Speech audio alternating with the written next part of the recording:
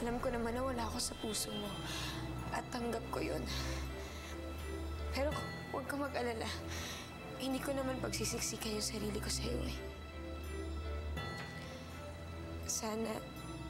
Sana huwag mo lang alisin sa akin yung karapatan na ipakita sa'yo yung totoong nararamdaman ko.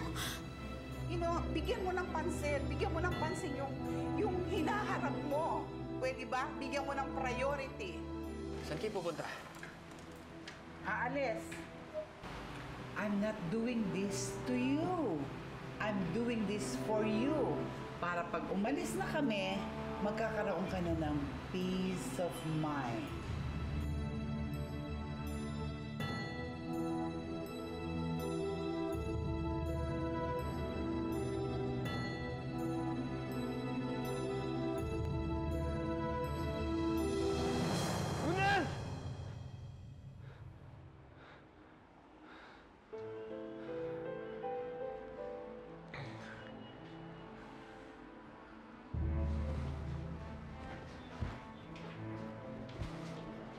Ninyo.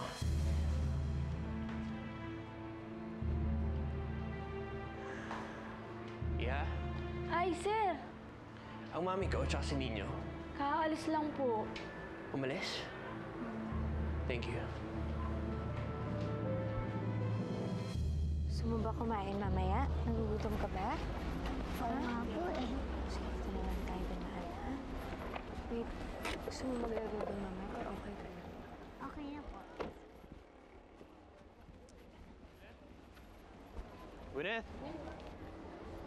Ah, Dave, pasensya ka na hindi kami nakapagpaalam, ha? Kasi pinasyal ko lang to si Ninyo para...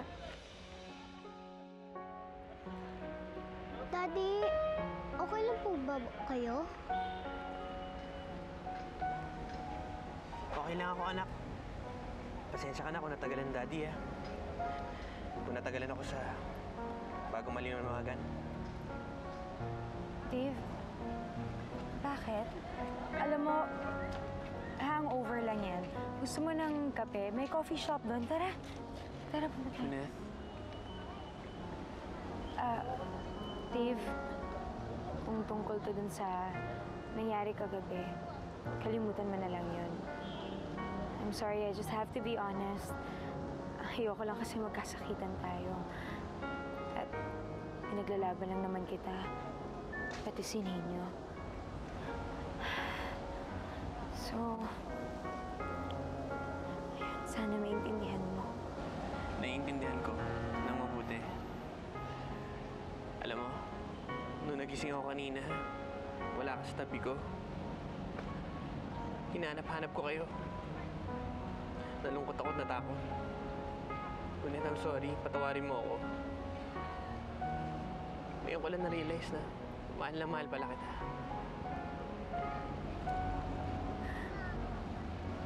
Huwag ka naman magbiro ng ganyan.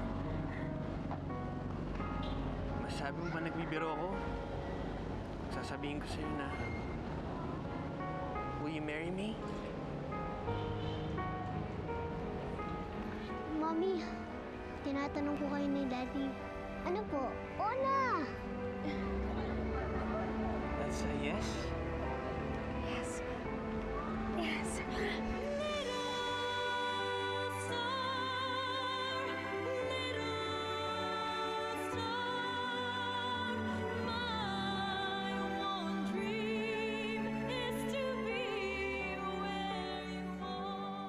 Helen, anak, maayos ba ang lagay mo dito? Nakakakain at nakakatulog ka ba naman ng maayos? Okay naman, oh. Na, alam mo, nakakapagtaka mong isipin, no? Pero, tahimik ang puso't kalooban ko dito. Totoo ba yan, ate? O sinasabi mo lang yan para gumaan loob ko? Totoo sinasabi ko, Paula. Huwag mo ko intindihin. Totoo. Ayos lang ako. Hindi man ako napagbigyan na mapagbiyansan. Tinutulungan naman ako ni attorney, hindi naman niya ako pinapabayaan. Oh. Huwag ka nang malungkot. Di ba nakapag-usap na tayo? Huwag mo akong intindihin, maayos ako dito. Basta, ang gusto ko lang, alagaan mo ang sarili mo. Tsaka yung magiging anak mo. Alam mo, ate, minsan, nahihirapan pa rin akong tanggapin ang lahat eh. Tinitignan ko nung tiyan ko, naalala ko yung hayop naman ito eh. Wala mo isipin yun. Ano ka ba? Ang isipin mo ay yung mabait at mapagmahal na ina. Ikaw, huwag kang mag-alala. Tutulungan ka namin ni Angge na palakihin yung bata. Papalakihin natin siya ng maayos, ha? Sabi mo yan, ate, ha? Papalakayin natin tong baby ko. Pero alam mo, nagpapasalamat ako talaga kasi ang laking tulong ng abogadong binigay sa atin ni Dave. Sorry, Helen, ha? Alam ko ayaw mo nang tumanggap ng kahit na anong tulong mula sa kanya, pero wala akong magawa, hindi kami makatanggi. Saka sila naman ni Gwyneth nang lumapit sa akin kasi gustong-gusto kanilang matulungan kayong magkapatid. Kamusta mo sila?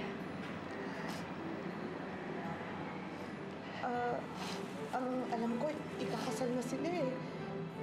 Pero hindi naman pinapasabi sa press, kaya hindi ko alam kung totoo. Ewan ko.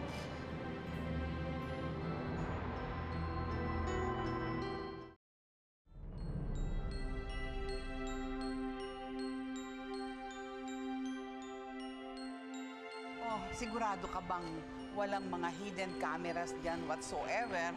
Kilala mo ko, Iha. Tita, you can trust me. Alam mo naman kahit business namin na magkalkal ng buhay ng mga tao, marunong naman kaming rumispeto sa request. Hello. At bilang naman na natutuwa ako sa mga pagbabago nangyari sa buhay ni Gwyneth, I'll give this to her. A peaceful and no-fuss wedding. That's good. Si Gwyneth, bakit wala pa? Doon ka. Alam ko, parating na siya eh. Maglaro ka na. Kanina pa raw nakaalis si Gwyneth sa hotel. Pero hanggang ngayon, wala pa rin dito. May bisita ka rin sa opisina ni Sir.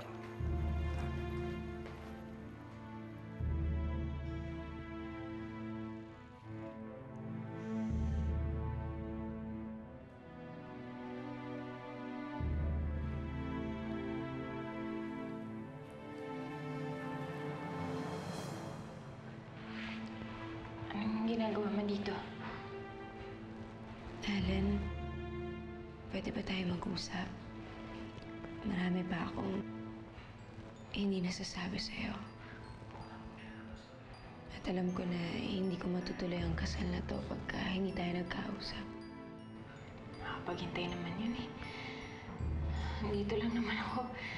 Hindi naman ako aalis dito eh. Oo. Sige na. Baka mamaya hinihintay ka lang nila dun. You never cease to amaze me. Since buntis ako, kay Nino, hanggang ngayon, kahit ilang beses na kitang sinaktan, napakabuti mo pa rin sa akin.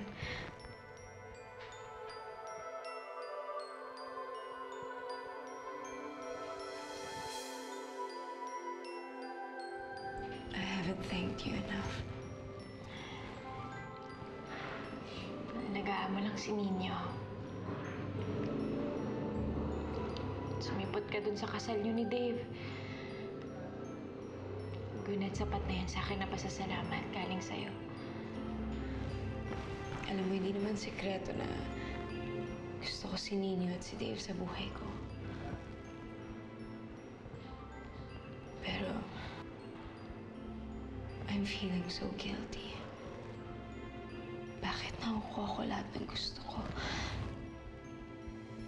Habang ikaw nandito, nakakulong. I don't deserve to be happy. Alam mo kung anong gusto ko.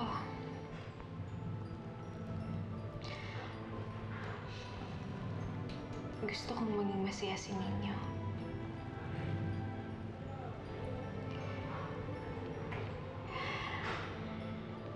Gusto kong matupad ang mga pangarap niya. Na mabuo ang pamilya niya. Kayo. Ikaw. Si Nino. Si Dave.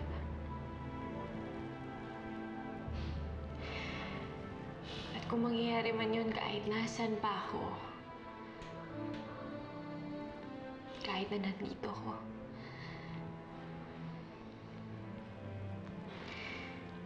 hindi mawawala ang kasiyahang nararamdaman ko para kay Nino.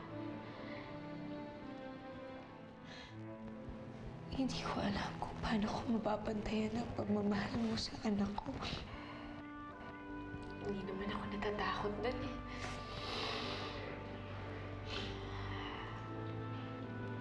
Alam ko naman nasa mabuti sa mga kamay.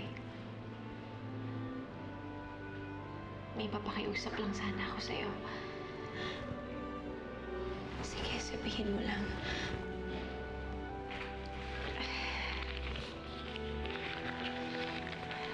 Pakibigay ito kay Nino. Gusto kong maging masaya kayo. Gusto kong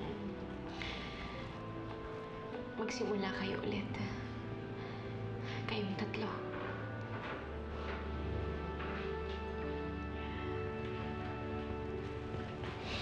Oh, ano ka ba? Huwag ka nang umiyak. Masisira makeup mo niyan. May kasal ka pang pupuntahan. Sige na. Baka hinihintay ka na nila doon.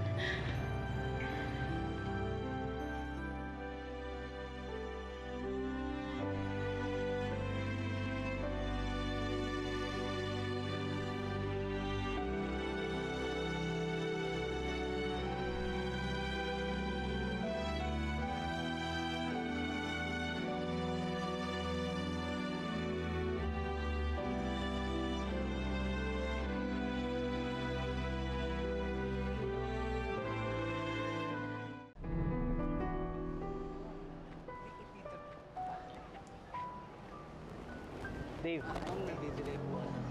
mauulit na naman yata yung nangyari kay Bianca dati ah. Hindi ka na yata sisiputin ni Gwyneth. Ano ka ba? Ang negative mo naman masyado. Hoy! Ikaw! Huwag mong sasabihin nun. Darating siya. Darating. Kailangan darating.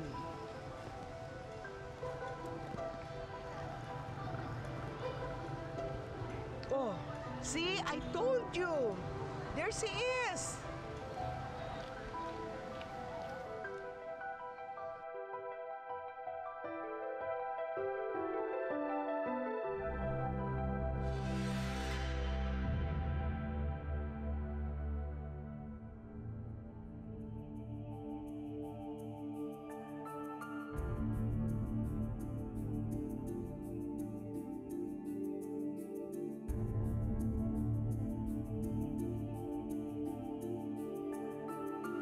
Hangat ko ang kaligayahan niyo.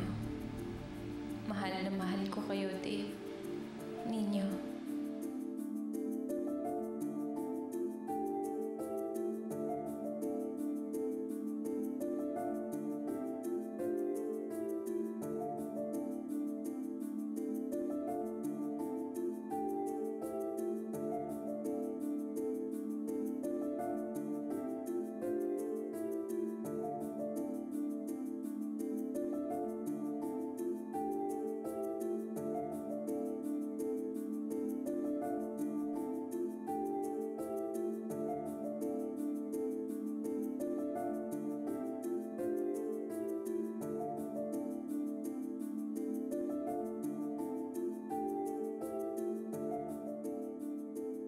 We are gathered here to witness the union of Mr. Dave De Leon and Gwyneth Cordova.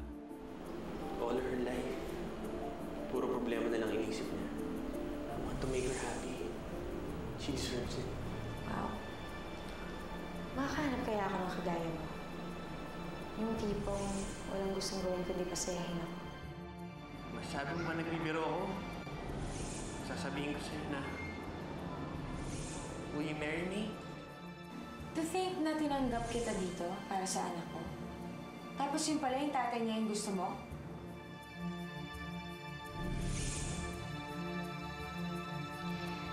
Gusto kong maging masaya kayo. Gusto kong magsimula kayo ulit. Kayong tatlo. Gwyneth, I'll repeat. Do you accept Dave as your lawfully wedded husband in sickness or in health, for richer or for poorer, till death do you part? Alam mo kung anong gusto ko. Gusto kong maging masaya si Nonyo. Gusto kong matupad ang mga pangarap niya. Na mabuong pamilya niya. Kayo. Ikaw. Si Ninyo. Si Dave. Para kay Dave, banal yang si Helen. Naku! Nasa loob naman ang kulong niyan. Dave. I'm so sorry. I'm sorry. Gwyneth! Gwyneth! Gwyneth!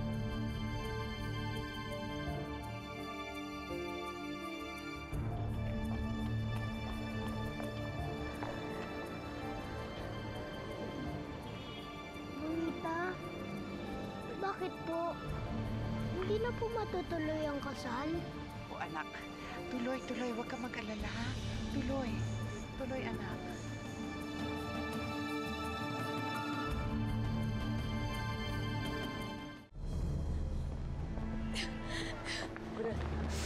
Gwyneth. What are you saying? I'm sorry, Dave. Masyadong magulo ang lahat. At alam ko kapag ituloy natin ang kasal na to, lalo lang gugulo. Bakit? Ba't ayaw bang pabuong pamilya natin? Gusto.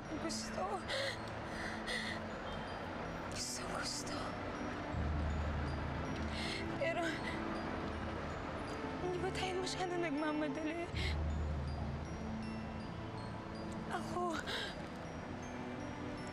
Ako sigurado ako na mahal kita, pero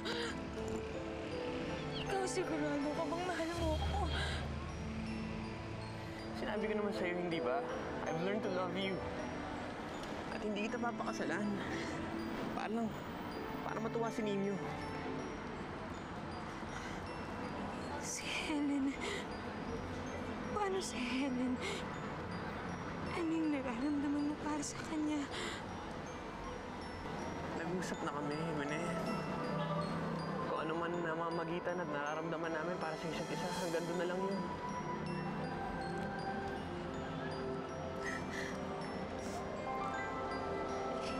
Hindi naman yan ganun kadali, Dave.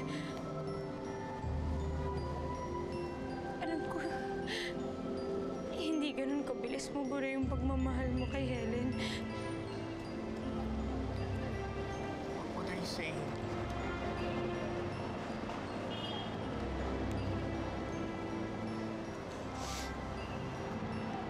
Sinasabi ko na, huwag tayo magmadali. We'll see kung anong mangyari. Mali mo mapawalang sana si Helen. Tapos magkabalikan kayo. O kaya, malay mo kahit nandyan siya, ako pa rin ang piliin mo.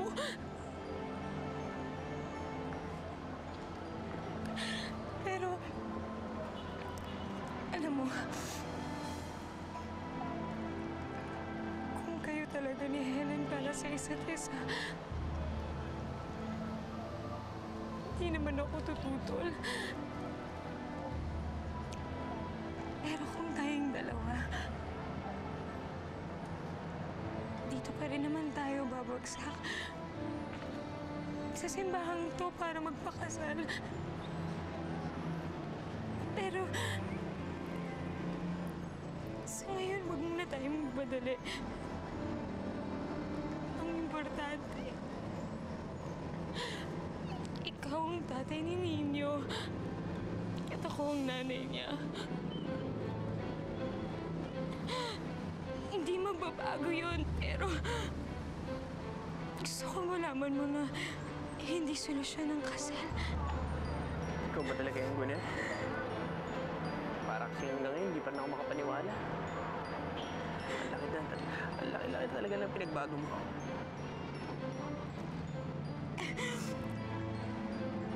Pasalamatan mo si Helen. Dahil sa kanya, natuto ako mag-isip kung anong nararamdaman ng ibang tao kaysa sa sarili ko.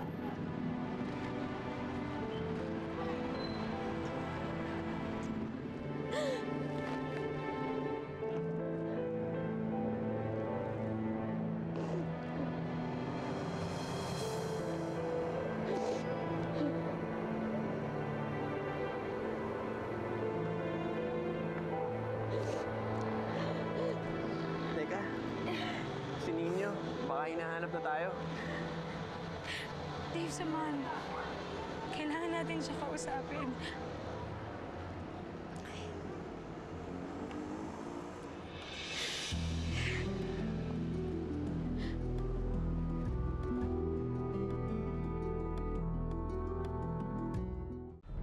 Matutuloy pa ba ang kasal? Ay, Father, opo. Ayan na ho sila. Tuloy ho ang kasal. Mga guests, umupo po kayo. Tuloy ho ang kasal. Kumalma kayo at tuloy na Ma? tuloy ho. Tuloy. Ma, wait. Yes, Wait. Dave, yes.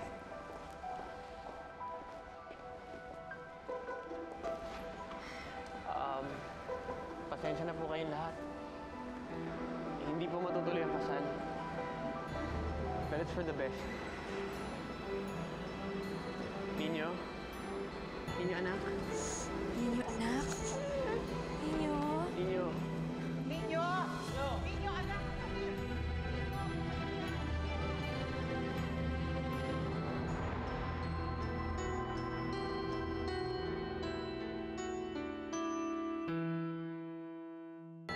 Sigurado ka bang ayaw mo pumasok? Hindi pa ako handa eh. Ayoko pa siyang makita. Nakasal na ho si Dave. Pwede mo, na lang mo muna kayo humingi ng tulong sa kanya. Ay, kalimutan niyo na ho siya. Baka natatakot ka na. Pag makita mo siya ulit, makalimutan mo na ako. Kailan ka ba lalabas dito? Tsaka, parang hindi umuusad yung kaso. Gusto ko na po makita si Yaya Nanay Helen ko. May sulat para sa'yo ang Yaya Nanay Helen. Ate, paano pag hindi ka makaalis dito? Nino, sinulat ko to para tuluyan ang magpaalam sa'yo. Hindi kita mawawala